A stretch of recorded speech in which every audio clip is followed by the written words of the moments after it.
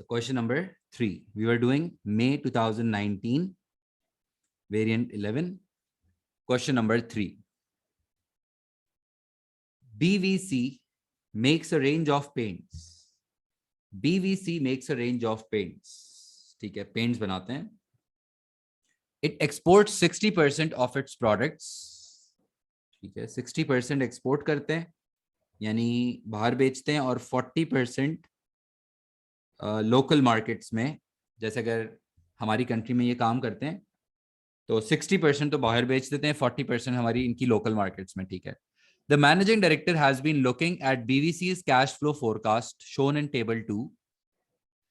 He said success is not just about return on capital employed, is not just about our return on capital employed. Return on capital employed क्या होता है? Return on capital employed होता है कि जो आपने capital employ किया हुआ है, जो आपने इन्वेस्ट किया हुआ है एक बिजनेस में, पैसा लगाया हुआ है, उस जो पैसा लगा हुआ है उस पे आपने कितना परसेंटेज प्रॉफिट किया. The percentage of profits generated on the amount invested. Obviously ये बहुत बड़ा इंडिकेटर होता है. जितना ज्यादा रिटर्न ऑन कैपिटल एम्प्लॉयड होगा उतना बेहतर बिजनेस प्रॉफिटेबिलिटी के हिसाब से कंसिडर किया जाता है. लेकिन ये क्या कह रहा है? He said success is not just about our return on capital employed. The managing director is worried about the introduction of new legal controls to protect the environment. ठीक है, गवर्नमेंट एक्टिव हो गई है भाई, प्रोटेक्शन, एनवायरमेंट प्रोटेक्शन चल रहा है. This will mean BVC will have to reduce the number of chemicals that are used to make paints. He thinks these new legal controls will be bad for business. Oh, this will mean that BVC will have to reduce the number of chemicals. यानी कि अब जो chemical की consumption है ना, हमारा raw material होगा ना केमिकल पेंट बनाने के लिए, तो हमारा जो रॉ मटेरियल है उसके ऊपर कोई लीगल कंट्रोल्स आ गए हैं और गवर्नमेंट जो है वो अब बड़ा एक्टिवली देख रही है कि लोग इसको, क्योंकि देखो गवर्नमेंट बड़ा सोसाइटी के लिए कंसर्न होती है, अच्छी गवर्नमेंट हो तो अगर इन केस तो द पॉइंट इज कि अगर गवर्नमेंट कंसर्न हो जाती है, वो लॉ बनाना शुरू करती है, तो फिर हमारे लिए प्रॉब्लम ये होता है कि हमें कानून तो फॉलो करना है, और अगर गवर्नमेंट कहती है कि नहीं अब आप ये और ये फला फला केमिकल यूज नहीं कर सकते या कम यूज कर सकते हो, तो फिर तो यार हमारे लिए रॉ मटेरियल की शॉर्टेज हो जाएगी. तो फिर या तो रॉ मटेरियल महंगा हो जाएगा, तो and we have no option कि हम कहाँ जाएं फिर. तो खैर अब रास्ते ढूंढने पड़ते हैं, किसी तरह कॉस्ट कटिंग के ऊपर फिर जाते हैं, या सस्ता वाला मटेरियल पे जा सकते हैं, या अगर लोकली अवेलेबल नहीं है तो फिर शायद लोग इंपोर्ट करवाने का सोचते हैं. तो खैर क्वेश्चन देखते हैं क्या सीन क्या है. ये कह रहा है कि रिटर्न ऑन कैपिटल एम्प्लॉयड सबसे ज़्यादा इंपॉर्टेंट चीज़ नहीं है. ये लीगल कंट्रोल्स आ रहे हैं तो वो भी हमारे लिए एक बड़ा टेंशन है. टेबल 2 दिया हुआ है, देखो table 2, extract of cash flow forecast for the period July till September 2019. ठीक है, जब भी वैसे कैश फ्लो का क्वेश्चन आता है ना, ये आप लोग अगर चाहो तो कहीं, आप लोग को मेजॉरिटी को पता होगा जो बच्चे पढ़ चुके होते हैं, लेकिन जब भी कैश फ्लो की बात होती है ना, तो कैश फ्लो से रिलेटेड 2 फॉर्मूलाज हैं जो आपको बहुत अच्छे से याद होने चाहिए हैं. वैसे तो लॉजिक्स भी होती हैं इसकी, जब हम क्लासेस में पढ़ते हैं तो क्लासेस में जब ये चैप्टर पढ़ रहे होते हैं तो उसकी लॉजिक्स भी बहुत अच्छी हैं, मज़े की हैं. लेकिन अगर फिलहाल अगर लॉजिक्स याद हैं तो गुड सीन, लेकिन लॉजिक्स याद नहीं है तो तो फिर फॉर्मूला का रट्टा आप लगा लें. Total cash inflows minus total cash outflow. एक तो नेट कैश फ्लोज के बारे में आपको पता होना चाहिए, the difference between the cash inflows and the cash outflows. और दूसरा आपको पता होना चाहिए क्लोजिंग कैश बैलेंस, ये दूसरा फॉर्मूला होता है. और इसका फॉर्मूला होता है opening cash balance plus net cash flows. ये 2 फॉर्मूलाज होते हैं, मैंने थोड़ा सा रफ करके लिख दिया है, आप लोग चाहो तो लिख लो अपने पास. ठीक है, ये 2 फॉर्मूलाज हैं जो कैश फ्लो की जब भी बात हो, ये 2 फॉर्मूलाज आपके माइंड में क्लिक करने चाहिए हैं. ओके, खैर कैश फ्लो फोरकास्ट दिया हुआ है for the period July till September 2019, और जुलाई में क्या दिया हुआ है? Cash inflows. उसमें से फिर ये इन्होंने दिए हैं कैश आउटफ्लोज. तो इनके पास देखो नेट कैश फ्लो बच गया 40. इन्होंने बेसिकली 600 माइनस 560 किया है, और ये 600 तो नहीं होगा कुछ, हाँ ट्रिपल जीरोज हैं, 600,000 है, ट्रिपल जीरोज. और नेट कैश फ्लो आ गया, और ओपनिंग बैलेंस नहीं दिया हुआ.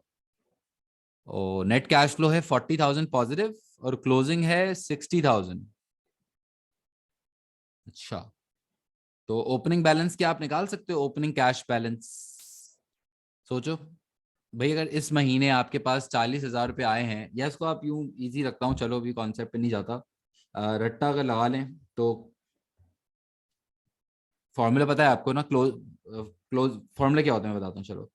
Closing, I want space for this, yes, देखो, closing cash balance, closing cash balance का क्या फॉर्मूला होता है?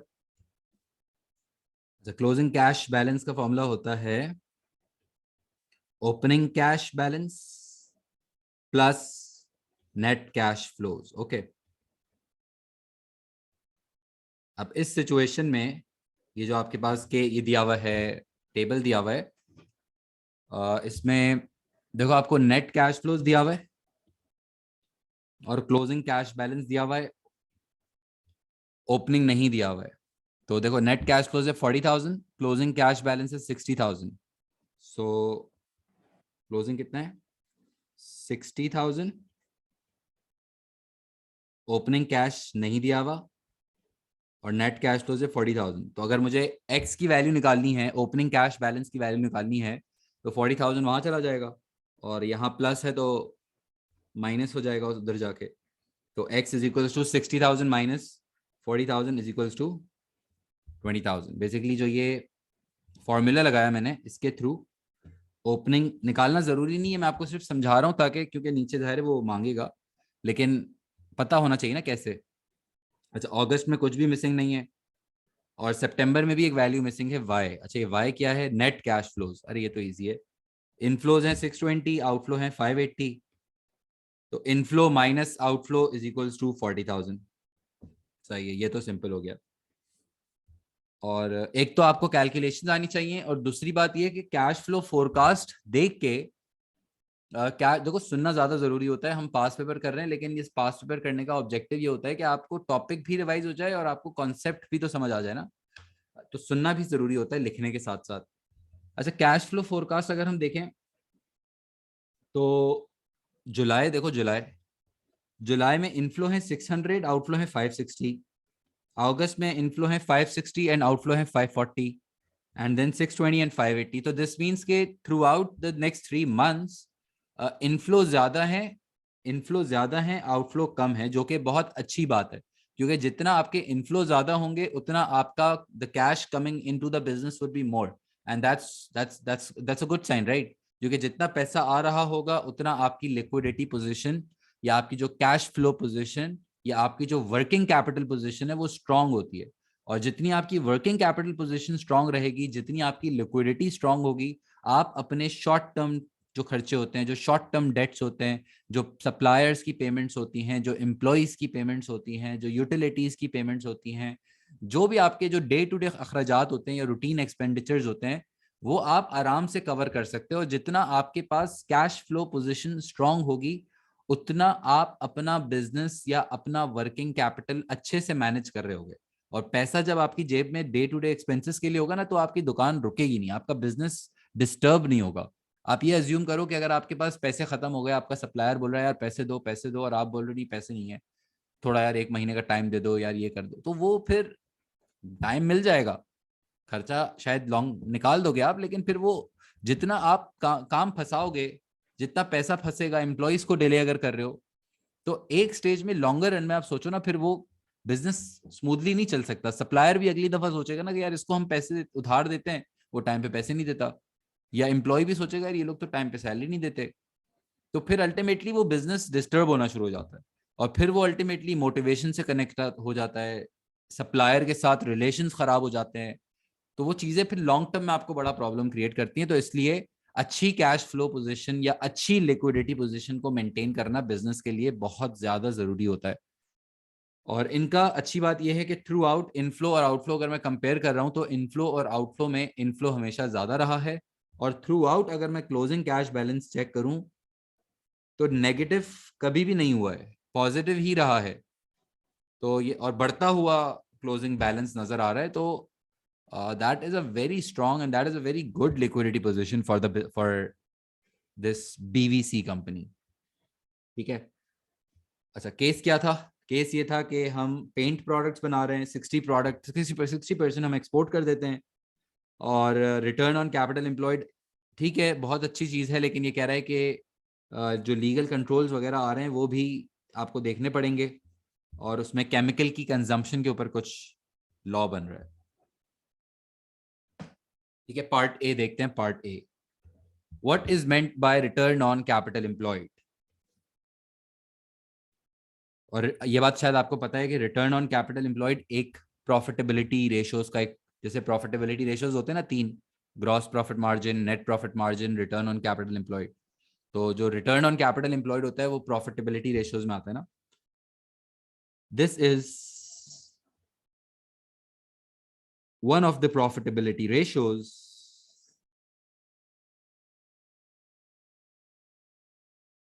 this is one of the profitability ratios which calculates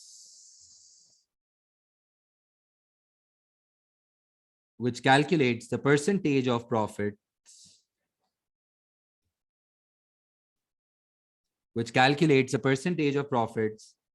that a business generates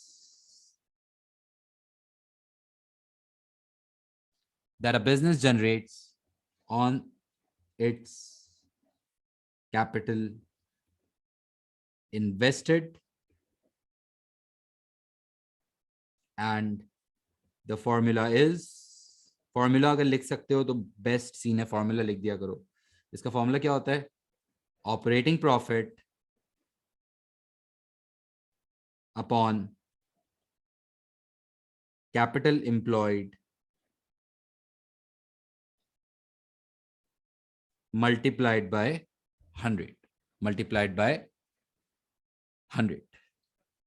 और अगर आप फुल हैवी प्लान करना चाहते हो तो ये भी, इसमें अगर जगह नहीं है वैसे तो इसमें ये भी लिखते हैं कि हाउ एफिशिएंटली, ये सिर्फ वैसे ही समझाने के लिए साइड में लिख रहा हूँ, लाइंस में जगह नहीं है, लेकिन अगर कहीं बड़ा आंसर आता है, कहीं बड़ी ज्यादा बातें करनी हो, तो ये भी लिखते हैं कि how efficiently the capital is utilized, कि जो पैसा आपने इन्वेस्ट किया है वो पैसा आप कितना अच्छे तरीके से, कितना एफिशिएंटली यूटिलाइज कर रहे हो, ये भी आप रिटर्न ऑन कैपिटल एम्प्लॉयड से जज कर रहे होते हो।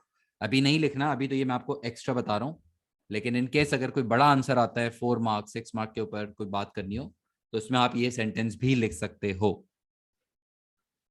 अच्छा, part B, calculate the following values x y. ठीक है, एक्स वैसे तो हमने 20,000 निकाल लिया है, लेकिन क्योंकि हमें यहाँ डायरेक्ट आंसर नहीं लिखना होता, हमें पूरी वर्किंग शो करनी होती है, तो हम यही वर्किंग जो मैंने फॉर्मूला की थी ना, closing cash balance is equals to opening cash balance plus net cash flows, and x is equals to $20,000। सही है, तो आप इस तरह से $20,000, ठीक है। और y की वैल्यू कैसे आएगी? इनफ्लोज माइनस आउटफ्लो है ना, 620,000 माइनस 580,000 इज इक्वल्स टू, यानी कि y is equals to $40,000, right. This is how you show your workings. कभी भी ट्रिपल जीरोस को इग्नोर नहीं करना please.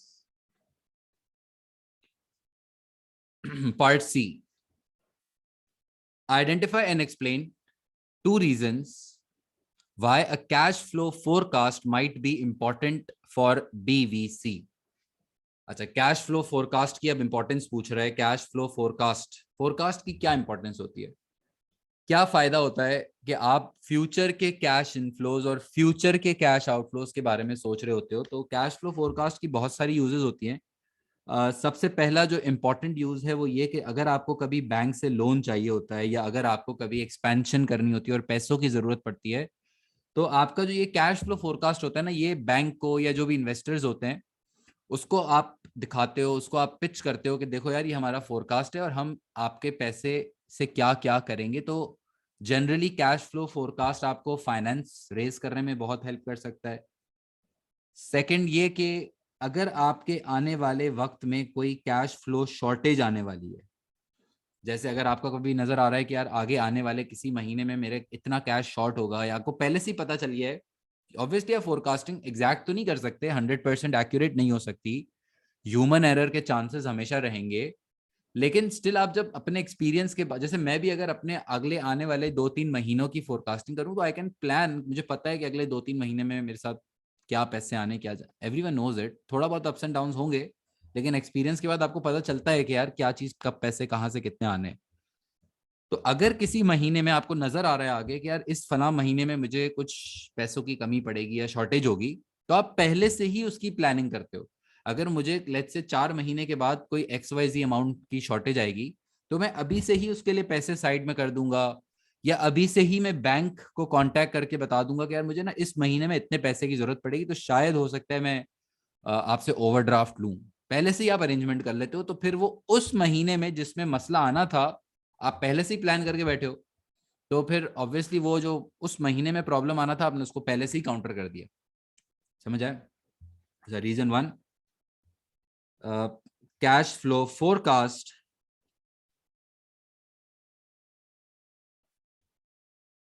will help BVC to obtain loans from the bank. Cash flow forecast will help BVC to obtain loans from the bank. Explanation, case देख लो एक दफा।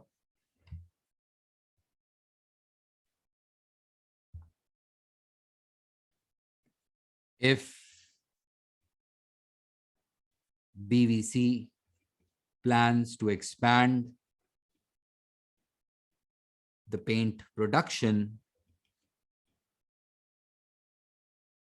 then forecasts can be presented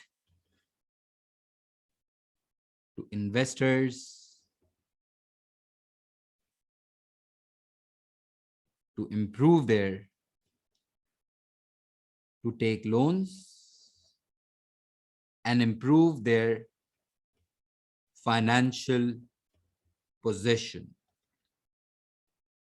to improve, to take bank loans and improve their financial position. जाहिर है फिर आपकी अपनी खुद की फाइनेंस, कोई और आपको पैसे देता है तो आपकी फाइनेंशियल पोजीशन स्ट्रांग होती है ना। हाँ, रिस्क भी होता है, उसकी डाउनसाइड्स भी अपनी है, जो बात है, लेकिन अभी तो हमें खैर इसने इंपॉर्टेंस पूछी है। और reason two, cash flow forecast can help to identify future upcoming cash flow shortage. Cash flow forecasts can help to identify future upcoming cash flow shortages. और इसकी एक्सप्लेनेशन क्या लिखूं, इससे क्यों फायदा होगा? क्यों फायदा होगा? क्योंकि उस महीने में जहां प्रॉब्लम आना है उससे, उसको हम पहले से ही काउंटर करेंगे, तो वो फिर उसका इंपैक्ट हम कम से कम कर सकते हैं ना। Explanation, this will help to avoid, this will help to avoid any production disturbances by maintaining good working capital position. Maintain good working capital position.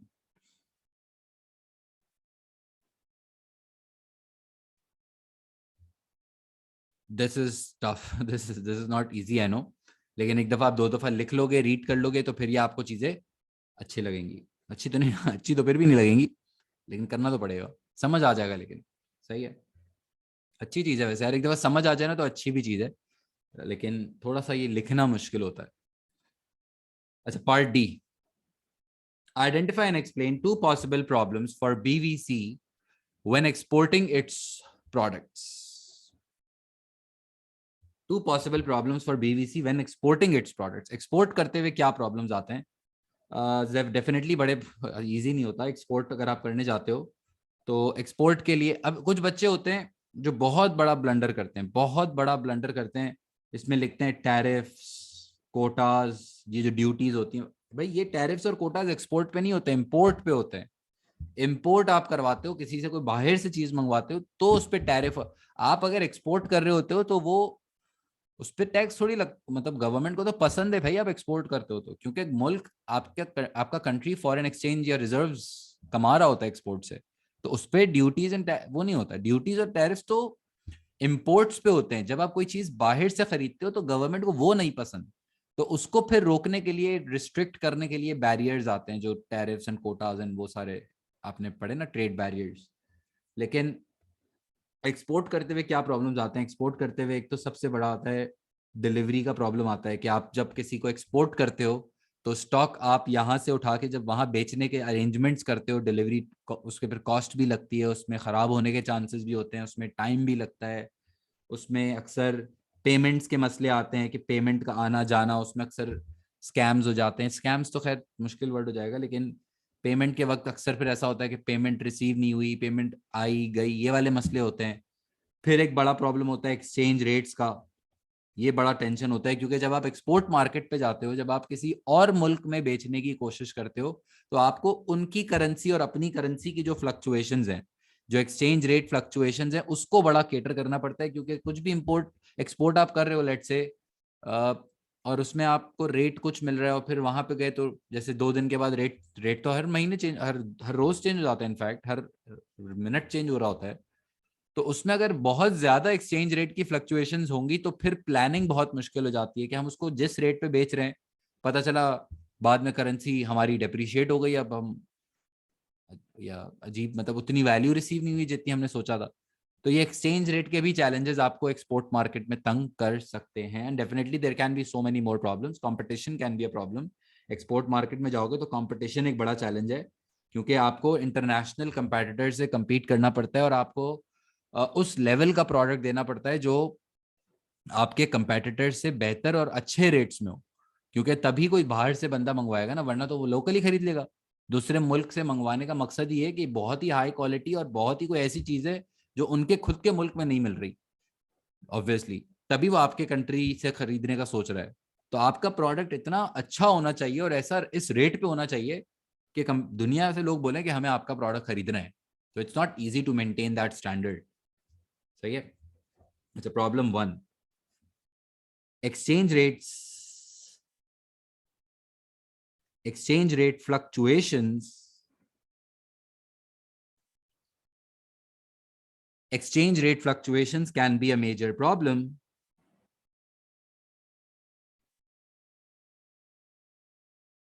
Exchange rate can be a major problem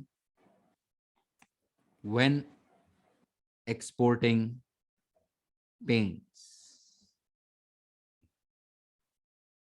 Exchange rate fluctuations can be a major problem when exporting paints, as the exchange rate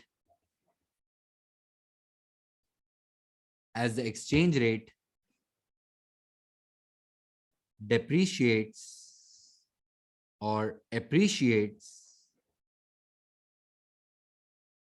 then it might become difficult for BVC था ना, it might become difficult for BVC to set a price for international customers,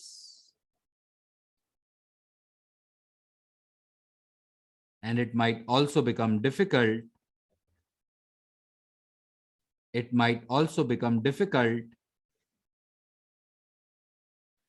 to plan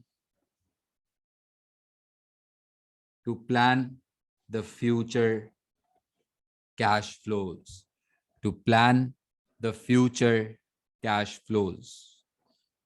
क्योंकि आपने late से सोचा था कि यार मैंने चलो इसको प्रोडक्ट बेचा और मुझे इतने पैसे मिलेंगे।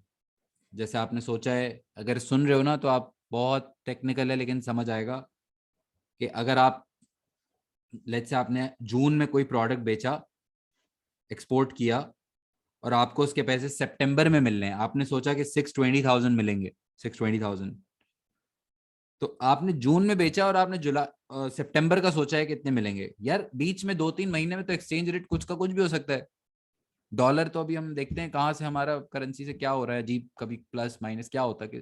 द पॉइंट इज कि अगर आप कोई प्रोडक्ट बेच रहे हो और आपको 2-3 महीने बाद पैसे मिलने हैं, तो फिर आप कैश फ्लो प्लान कैसे करोगे, आपको पता ही नहीं है।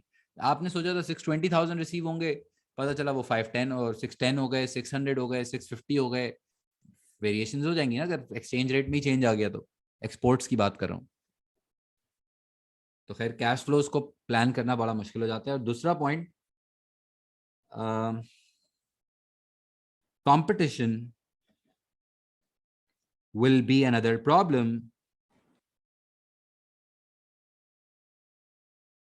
competition will be another problem when exporting paints. Competition will be another problem when exporting paints. और इसकी एक्सप्लेनेशन लिखो, BVC will have to ensure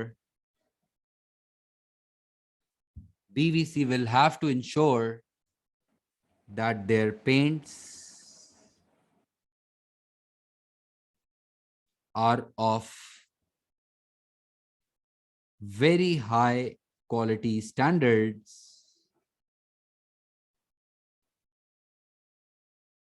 at reasonable rates. BVC will have to ensure that their paints are of very high quality standards of at reasonable rates, so they are able to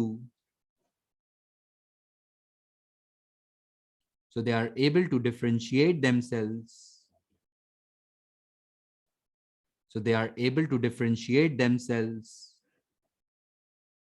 From international competitors.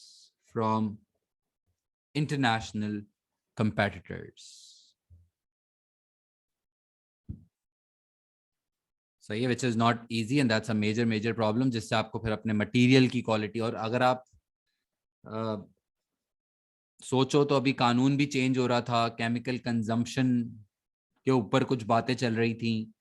तो अगर अगर यार इतना ज्यादा competition होगा और इस तरह की मार्केट में आप काम कर रहे हो, तो आप कॉस्ट कंट्रोल आपके लिए कितना जरूरी है यार। अगर केमिकल आपको पीछे से महंगा मिलेगा, कानून आ रहा है ना, जो गवर्नमेंट बोल रही थी ना, कानून वानून जो भी यार पता नहीं, लेकिन जो केमिकल अब महंगा अगर मिलता है, तो कैसे, मतलब फिर आप मैनेज कैसे करोगे उसको। कोई कॉस्ट, अगर कानून की वजह से केमिकल मुश्किल से मिलेगा तो महंगा होगा तो एक्सपोर्ट्स कैसे कर, मतलब फिर कंपटीशन कैसे करोगे इंटरनेशनली। सही है, खैर बहुत एडवांस्ड हो गया मुझे पता है, लेकिन you need to think in this direction now, because exam अब जो है ना वो बहुत अंडरस्टैंडिंग बेस्ड होता जा रहा है। आपकी जब अंडरस्टैंडिंग क्लियर होगी तो आपके पॉइंट्स खुद ब खुद हैवी होते चले जाएंगे। सही है, part E, the managing director thinks the new legal controls to protect the environment will be bad for business. The managing director thinks the new legal controls to protect the environment will be bad for business. Do you agree? Justify your answer.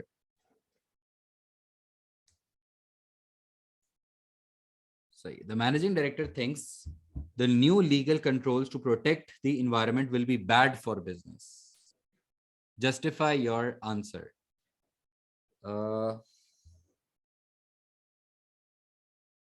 अब ये बोल रहा है कि यार अगर कानून आएगा ना तो बिजनेस के लिए अच्छी चीज नहीं है। 6 मार्क्स। यस, इसमें अब हमें दोनों साइड लिखनी है कि अगर कोई नया लॉ आता है या जैसे केमिकल से रिलेटेड कोई लॉ आता है, तो वो अच्छा क्यों नहीं होगा या अच्छा क्यों होगा, दोनों साइड्स लिखेंगे कि हाँ यार अच्छा होता भी है कानून, क्योंकि कानून होता है तो फेयरनेस होती है, उसमें आप फिर रिसोर्सेज को अच्छे से इस्तेमाल करते हो, और कोई रिसोर्स एक्सप्लॉइट नहीं कर सकता है। तो ये एक अच्छी पॉजिटिव साइड भी है कि इसमें फिर एक कम्युनिटी, और ये जो बिजनेस कम्युनिटी है उसमें आप इक्वालिटी मेंटेन कर सकते हैं। इसमें कोई बिजनेस रिसोर्सेज का गलत इस्तेमाल नहीं करता, तो पोल्यूशन कंट्रोल रहता है। लेकिन हाउ एवर अगर आप कानून आता है तो आपकी कॉस्ट बढ़ती है। कॉस्ट क्यों बढ़ती है? क्योंकि फिर आपको मुश्किल से वेस्ट डिस्पोज करना, या जो इस सिचुएशन में केमिकल मिलना, वो मुश्किल होगा और महंगा होगा, तो फिर आपकी कॉस्ट बढ़ेगी तो प्राइसेस बढ़ेंगी। और फिर आपको बताना है ओवरऑल कानून का आना बिजनेस के लिए अच्छा होता है या बिजनेस के लिए अच्छा नहीं होता है। तो मैं आपको हमेशा सजेस्ट करूंगा कि आप हमेशा कानून और एथिक्स से रिलेटेड जो क्वेश्चंस होंगे आप उनको हमेशा पॉजिटिवली एंड किया करो। कभी भी ये नहीं कहना एग्जाम में प्लीज कि यार नहीं नहीं कानून बुरा होता है, कानून खत्म करो। नहीं, अगर आपको लग भी रहा है कि एग्जाम में आपको कानून का जैसे पूछ रहा है कि बताओ यार ये प्रोटेक्ट करने के लिए जो एनवायरमेंट लॉज बनाते हैं वो बिजनेस के लिए बुरे होते हैं, आप उसकी डाउन साइड्स बताओगे अपने एक पार्ट में कि हाँ यार बुराई होती है, उसमें कॉस्ट होती है, उसमें कंप्लायंस होती है, उसमें पेपर वर्क होता है, तो इजी नहीं है, बहुत काम होता है और पैसे लगते हैं, लेकिन यार overall for environment it's good and businesses should always be positive about such laws. ठीक है, अगर आपको लग रहा है कि कॉस्ट बढ़ रही है तो वो शॉर्ट टर्म एक आपका इम्पैक्ट आएगा, लेकिन इन द लॉन्गर रन जब आप एनवायरनमेंट का भी ख्याल करते हो, जब आप सोसाइटी का भी ख्याल करते हो, तो आप अल्टीमेटली एक अच्छी सोसाइटी डेवलप कर सकते हो और बिजनेस को भी लॉन्ग टर्म में फायदा होता है। और अगर इनफैक्ट बिजनेस उन कानून को फॉलो करती है और अच्छे से फॉलो करती है तो फिर गवर्नमेंट की भी वो गुड बुक्स में रहती है और वो गवर्नमेंट उसको फिर सपोर्ट करती है कोई प्रॉब्लम होता है तो। सही है, तो बेसिकली ठीक है, आपको पता होना चाहिए कि क्या अच्छा है क्या बुराई है, लेकिन जो आपका कंक्लूजन है ना इस तरह के सवालों में, वो हमेशा पॉजिटिव नोट पे एंड होना चाहिए कि यार yes there might be some problems in the short run, but in the longer run that's something जो जो अच्छी चीज है, जो एनवायरमेंट प्रोटेक्शन लॉज होते हैं। तो हम कभी भी इसको नेगेटिव साइड पे खत्म नहीं करेंगे, याद रखना ये बात। सही है, चलो मैं लिखवा देता हूँ। The managing director thinks the new legal controls to protect the environment will be bad for the business. Do you agree? Justify your answer. Explanation लिखो, मतलब answer. If new laws are introduced, then if new laws are introduced, then it will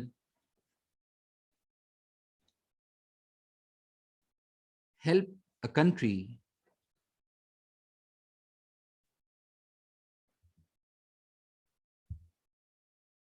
if new laws are introduced, then it will help a country to protect environment,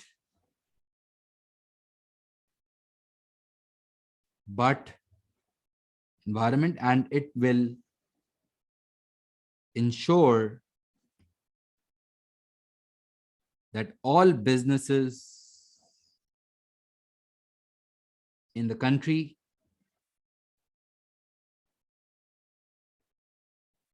operates fairly without any exploitation,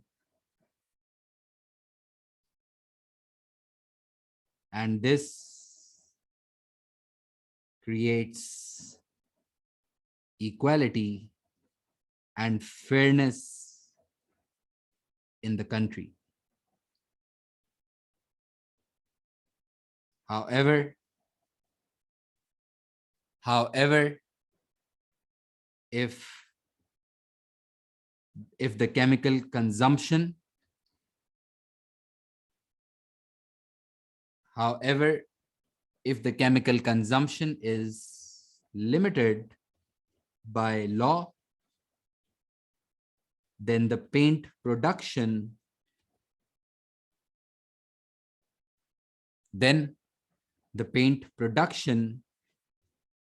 will surely get disturbed and the costs will increase for raw material and the the compliance of law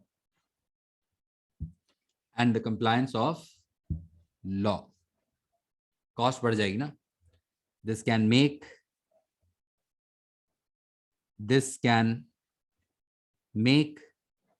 BVC less competitive in international market. थोड़ा सा मैंने ज्यादा लिख दिया वैसे, लेकिन चलो कोई बात नहीं. This can make BVC less competitive in international market. ज्यादा इसलिए बोल रहा हूँ क्योंकि आइडियली ओपिनियन वाली जो साइड होती है ना, उसमें 4 लाइंस बचनी चाहिए थी, मेरी 3 बची हैं. कोई बात नहीं, चलो थोड़ा सा लंबा हो गया, कोई बात नहीं. ओवरऑल कॉन्सेप्ट आपको समझ आना चाहिए और लिखते कैसे हैं समझ आना चाहिए. Overall I think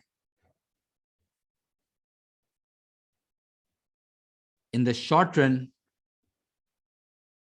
these laws might put pressure on BVC. However, in the longer run, I think the environment protection laws, I think that the environment protection laws will create a good working environment in the country and will be beneficial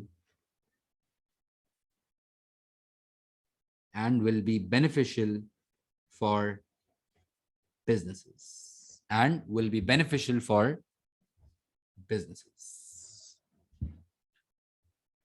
सही है. और हमेशा ये जो short run और long run वाली जो मैंने टेक्निक यूज की है ना, शॉर्ट रन लॉन्ग रन, ये आप चाहो तो चला सकते हो अपने पास आंसर्स में. जब इस तरह के क्वेश्चन आए कानून से रिलेटेड, एथिक्स से रिलेटेड, जब भी इस तरह के सवाल हैं कि बताओ कानून अच्छा होता है नहीं होता है ऑल, तो आप इसको शॉर्ट रन लॉन्ग रन करके क्लासिफाई कर सकते हो, and that is a good strategy. And this overall this was a tough question I know, but जब आप लोग अटेम्प्ट कर लो, जब आप लोग इसको समझ लो, तो 2-3 दफा प्लीज रीड जरूर कर लेना, and that is going to help you guys a lot. ठीक है, थैंक यू वेरी मच.